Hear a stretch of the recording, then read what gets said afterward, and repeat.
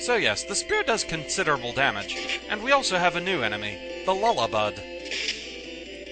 It can cause some status afflictions. We also have Nico's. So let's drop by.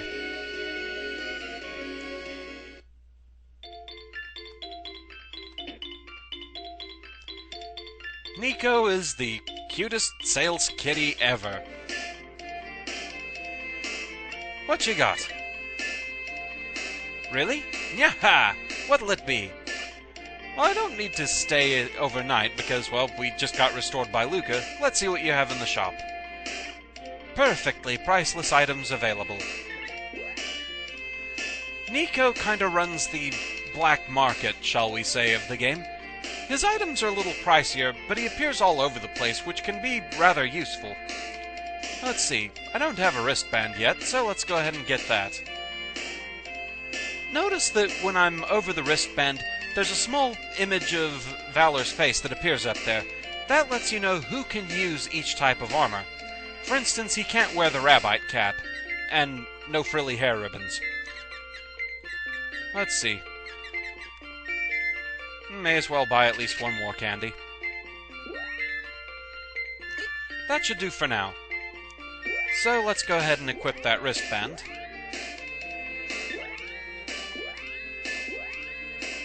Only one extra defense, but every little bit helps.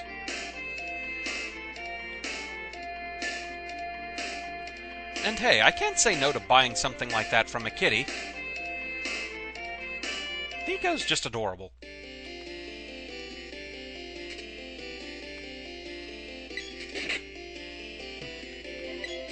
You can kind of make use of the terrain sometimes like that. Make some battles a bit easier. Oh boy, help! Well, that didn't go well.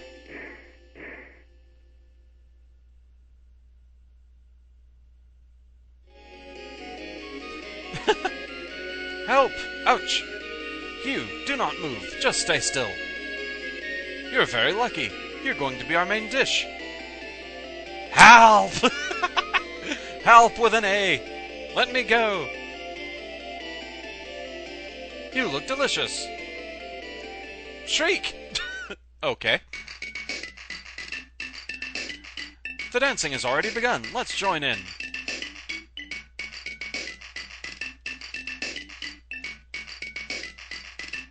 Hey. Hey, you. What on earth are you doing, you idiot? Please help me. Shh, quiet. Let's get out of here. And so we're rescued by I Dream of Jeannie. I owe you my life, but what are you doing here? I've been searching for someone. For a second I thought you were him. A case of mistaken identity, huh? I guess I lose. Now wait a minute. I'm only joking. Look, I'm in a hurry. You'd better get back to your home. Later. Left without even telling me her name. And so here we have another new enemy, the Mushboom. The Mushboom is not to be underestimated at early levels like this. It can use some rather powerful attacks and knock you unconscious. Bad things, that. So let's see here. Water Palace, Potos Village, Kingdom of Pandora. Well, Pandora's the only place we haven't been yet. And we're at level 3. Lovely. Now, one thing worth noting.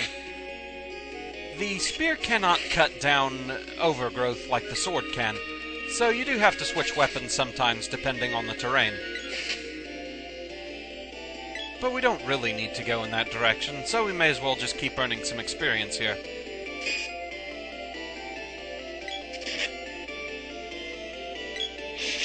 That little yellow thing up there, it'll spring us upwards, so I may as well demonstrate it. So yeah, it just sent us up here. Nothing really amazing about it. A shortcut, I guess, if you're going the other way.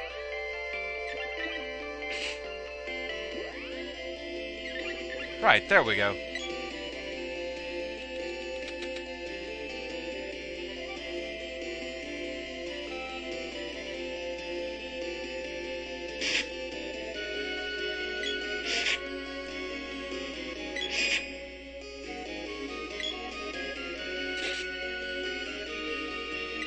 A note about weapon experience.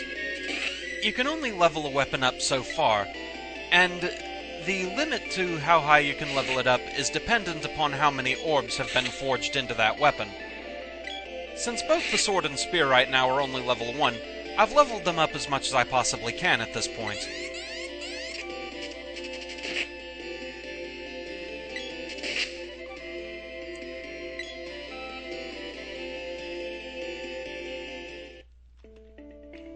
This is Pandora. I was told to let you pass through if you arrived. Sir Jaima of Tasnika is in the castle with our king.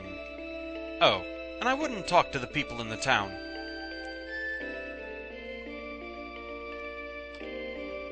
Well, apparently they wouldn't talk to me. Let's see what you have, if anything.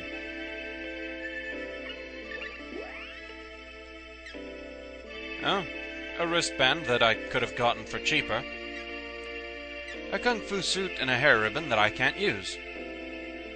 So, yeah. Nothing of use just yet.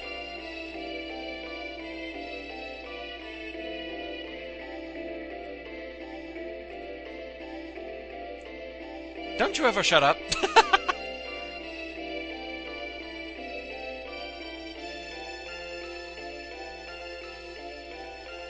So here we are at Pandora Castle. May as well look around a bit. Nothing of particular import in here. Actually, I've also been assigned to the witch hunt. But I didn't want to get hurt, so I pretended to be sick. Don't tell anyone!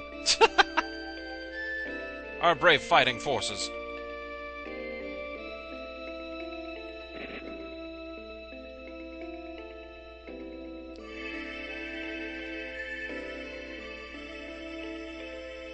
So yes, as convoluted as the place might look, it actually isn't that hard to find your way around. I wonder if Diluc is going to be back soon. He promised he'd play with me then.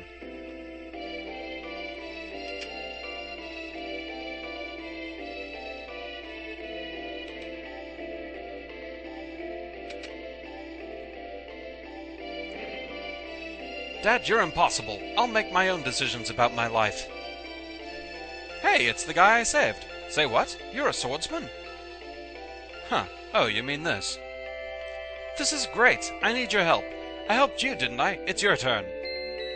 We're going to go teach that witch a lesson. We're going to save Diluc.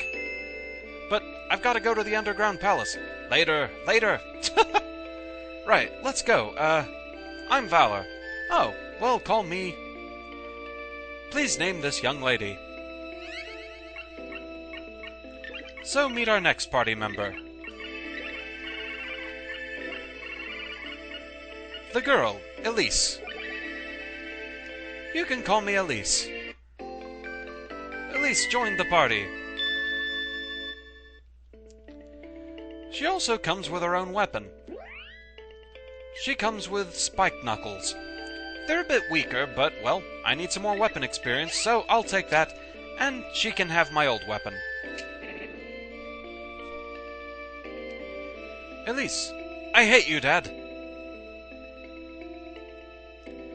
I am not returning to this place ever. Oh, yes, you are. Okay, so it doesn't really do anything, but I just like proving her wrong.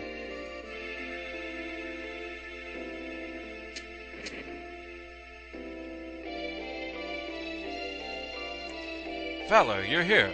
I suppose you've seen what happened to the people. The witch Eleni is draining people's energy. Those people are going to the ruins in the southern part of this town. I'll have a look around. Head for Gaia's navel.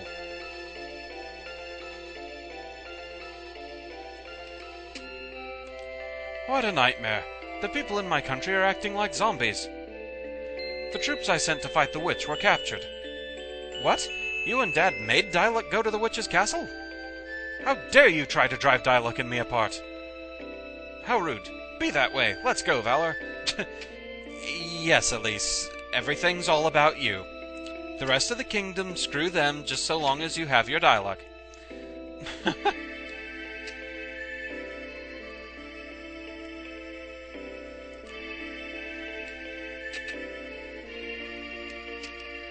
So with that, we have some conflict of interest going on here. Valor wants to do what he's supposed to and go to Gaia's navel. Elise, she wants to go after Dialog.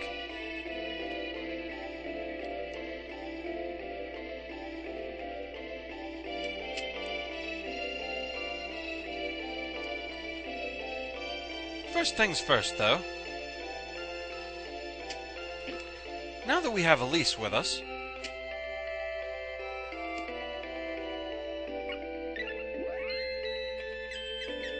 she can buy the hair ribbon. Or, well, I mean, we could have bought it earlier, but she can actually use it. So let's go ahead and equip that on her. If I can find the right button. There we go.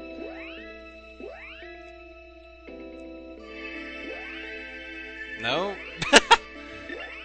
There we go. And thus she has the hair ribbon equipped. She already came with a kung fu suit, hence my not buying that.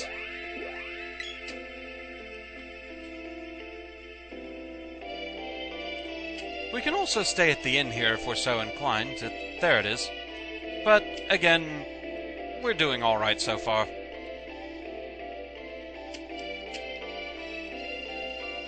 So, time to head out. Now, something to point out here. If you have a second player, you can actually play this as a two-player game. Spoilers, there's a third character that joins the party later on, and if you have one of those fancy multi-tap peripherals, you can actually make this a three-player game. Of course, I have to just play it single-player because, well, I don't have anyone to join in, and I can't do online gaming connections. So, something else worth pointing out. Each player has their own experience for each weapon and everything. So, Elise can use some experience too. But as far as the AI controlling her, we need to set her to actually attack once in a while. Right now she's set to keep away and guard. But we want her to approach and attack. And now she will. If Elise gets close enough to an enemy, she actually will start trying to attack them. And here we have a rather annoying enemy type, the Buzzbee. Since it can fly, it can avoid a lot of your attacks. It can also cause poison status.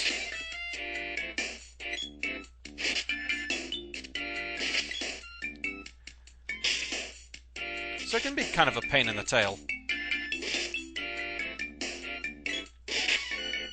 Elise has reached level 2.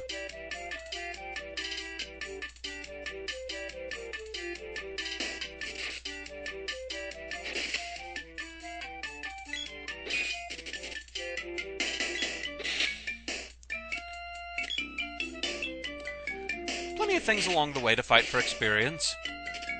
And also money. That's always handy to have.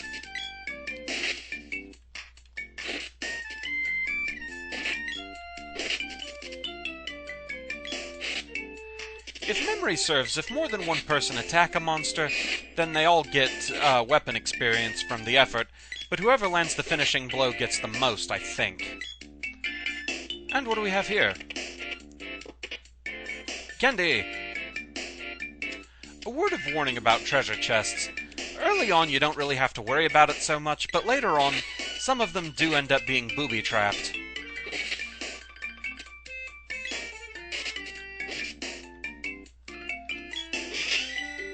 And weapon skill up. The gloves have reached level 1, and so that means I can't really level anything else up on Valor, so I'll switch over to controlling Elise. By hitting the select button, you can actually change who you're in control of. So I'll control Elise for a bit to let her focus on attacking enemies.